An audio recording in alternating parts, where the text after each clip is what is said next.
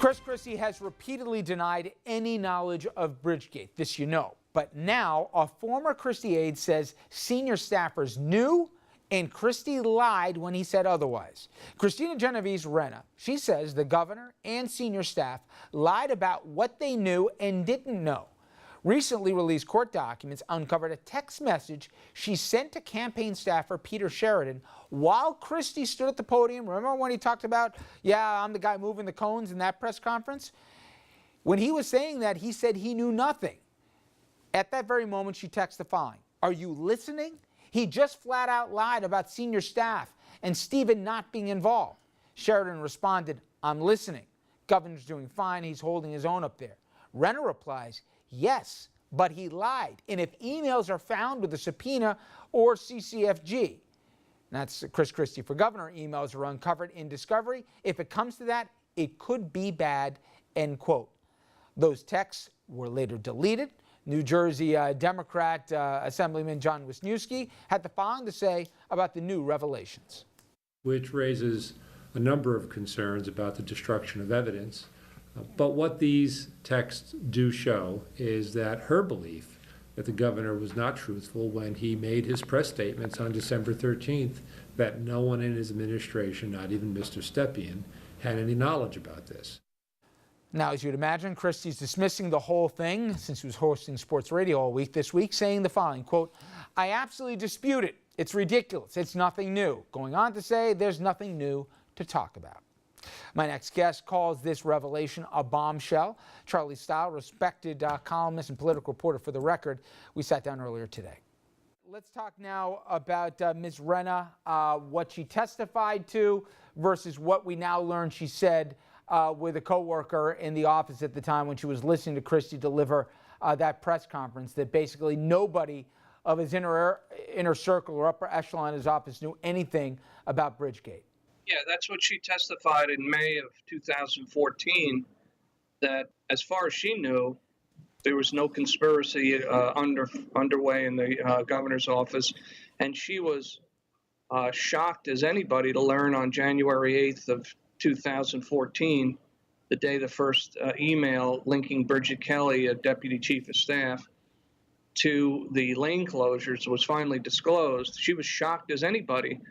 And now we learned yesterday that the complete 180-degree opposite, that she infers that she was suggested through this text message that was disclosed in court that she had a far more intimate knowledge of what was going on. And not only that, but she was worried about the implications of this scheme being publicly disclosed. So it's a complete reversal of what she publicly testified to. And just with more detail, as you have in your piece, she was asked by Bridget Kelly to spike the email, but Renna, in fact, chose to keep a copy for herself. So explain what the turnaround was, as far as you can imagine, at least, why she would testify that, in fact, no such conversations took place, but kept an email herself, in effect, claiming otherwise here. And then why did she choose to share that with the authorities? What happened between her testimony and when she chose to share it with the folks looking into this?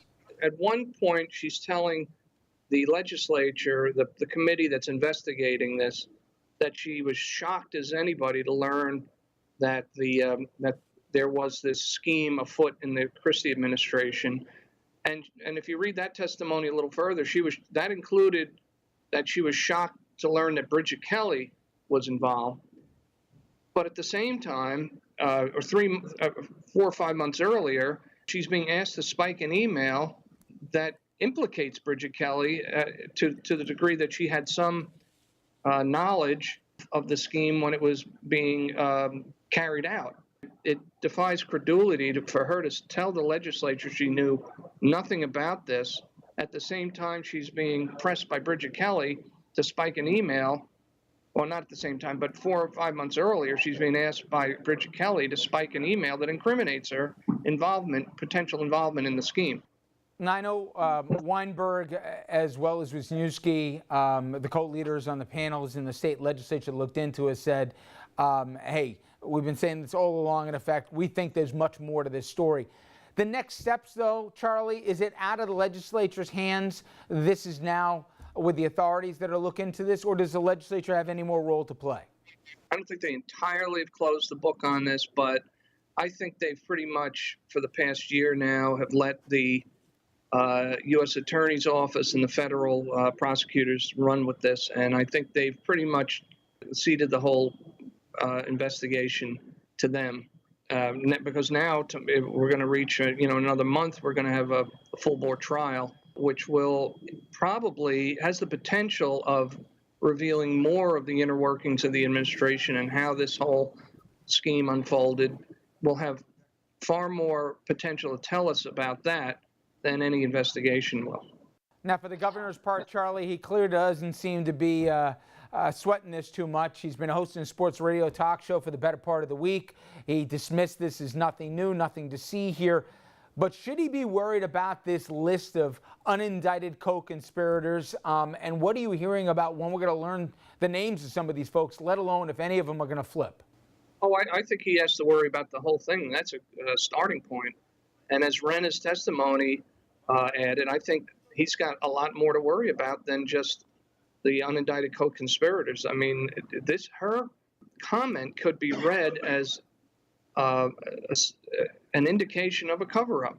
So, I mean, that's a whole thread of this. And yes, the unindicted co-conspirators could be very problematic for him. It could be top people in his administration. So, yes, this is he's facing a very long fall. The polls certainly back that up, Charlie. There's also the mysterious disappearance of the cell phone, the 12 deleted texts that we don't know. And I've always wondered if reportedly there was correspondence the day of the closures between the governor and the governor of New York. I wonder if we'll ever hear any of the conversations, if in fact they took place, between Cuomo and Christie or even top aides, as to kind of have an explanation as to what was going on. But a lot of unanswered questions. Charlie Style, thank you so much for the time. My pleasure. All right, when we come back, the panel weighs in to discuss what this might mean here for Chris Christie.